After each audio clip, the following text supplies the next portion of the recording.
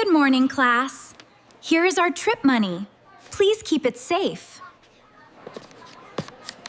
Sam, can you help me clean up later? Yes, Mrs. Clark. Wait, the money. It's gone. Sam, please tell me the truth. I can't say. I'm sorry. They all think I'm bad, but I can't tell them why. What's wrong, my Sam? You look so sad. Nothing, Mom. I'm okay. Here, Mia, eat this. You need it more. Thank you, Sam. I was so hungry. Just eat. Sam gives me his lunch every day.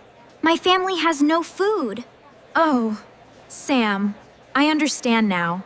Look, the money fell behind my desk. Sam is innocent. I'm so sorry, Sam. It's okay, Jack. Sam has the kindest heart in this class. Never judge someone before you know the truth.